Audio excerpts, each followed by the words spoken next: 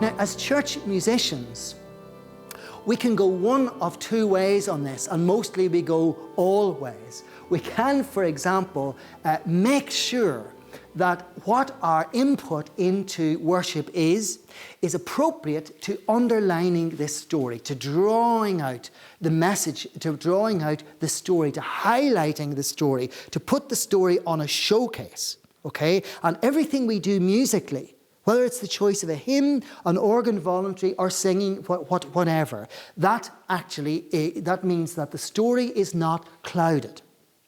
But sometimes music can become corrupted to a point where the story becomes a lesser thing. It's stuck under the table, and what becomes really important is the music. Do you understand what I mean? Therefore, you can go to a great service and you can have fabulous music. It can be 4-part bird mass or whatever it is, or it can be great choruses and very lively, and everybody's got a buzz and everybody comes out feeling great. And you ask the people, what was the gospel for today? And nobody knows. Okay, it's got lost. It's got lost.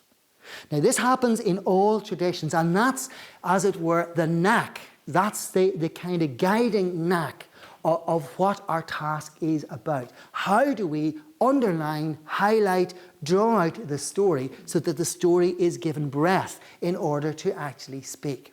Everything we do is about this, is about enabling a response to revelation and to hearing what that revelation is. So here's more now. So rehearsing the story, you're not rehearsing any story, you're rehearsing a particular story. There's a technical word for you, the Paschal mystery. Pascha, the lamb.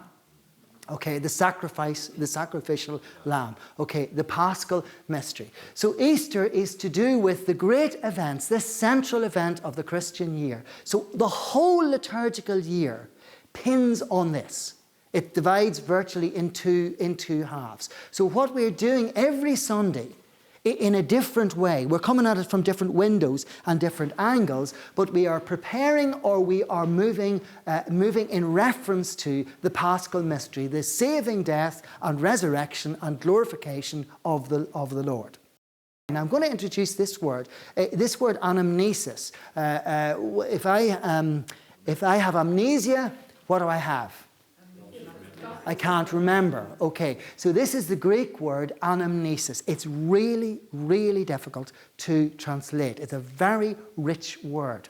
So I've got some props here beautifully brought in. So I could, for example, remember a story, remember a person by showing the photograph of my granny, okay, in worship. So I could hold a picture up and I could say, like this, I could say, this is what she was like. Okay, and this, look at her hair, look at the dress she was wearing. This very much reminds me of her. This is a kind of remembering. It's quite two-dimensional, isn't it? Just say my grandmother had a cake, a particular way of making a cake. I looked up the book and I found a recipe for the Christmas cake, or for the brownie cake, or for the ginger cake, or whatever it was. And instead of just a picture only, I started to make the cake. Do you understand how that's very different? It's remembering, but it's remembering in such a way that you are entering into it. You have to get the ingredients. You have to plan for it. When you get into the whole process, it becomes messy. It becomes something that you are deeply involved in, and the memory is a bit imprecise. The cake could go badly wrong. The cake could be fantastic, but that doesn't matter. You're kind of doing it. It's not precise. It's not so much about looking only, it's about action. Do you understand? Now, one of the great liturgists, I think it's Michael Parham, talks about liturgy is action. Very often, we experience worship as passivity. Our churches are built to keep us passive. The idea of, for example, the action, as it were, happens up there. We pay our sustentation, as it were, and you let those ones up in the sanctuary get on with it. The early church had no seats. The early church had just a very simple room. So something around this remembering is hugely important. That's why music is so important. Music is important because it takes us beyond the passive. It invites us to get involved. You know, the whole phrase, to sing is to pray twice. Do you know that lovely phrase? To sing is to pray twice. Therefore, all our senses, all our kind of facilities are becoming engaged in order to do the thing that was talking about here, this gingerbread cake, this getting involved, this making it. So it's a totality of remembering. I've talked about word, but let's talk about that a little bit more. I've told you that everything that we do in worship is something about expanding, highlighting, underlining, making it clearer. Within most mainstream churches now, we have the liturgical cycle for the whole year. So each Sunday, on each season, be it Lent, be it Epiphany or whatever, has its own themes, has its own scriptures for that particular time. So you come in on the first Sunday or the first Monday in Holy Week. I'm hamming it up here now, and have Jesus Christ is risen today. I mean, we wouldn't do that, would we? I mean, that's nonsense.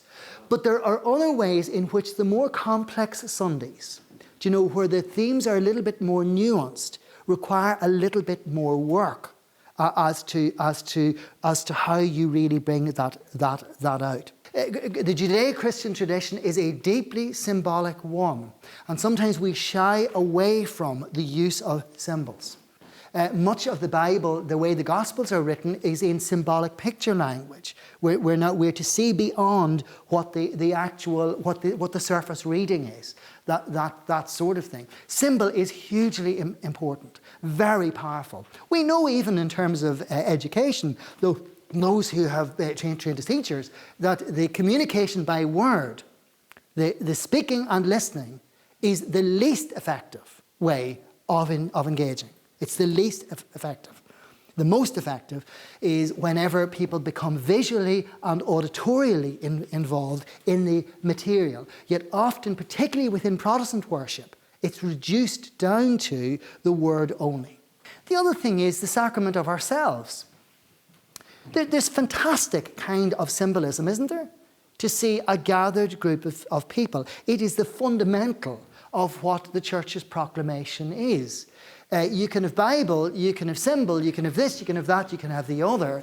But actually, it's the gathered people of God that are the fundamentals, or the fundamental of God's presence in the world.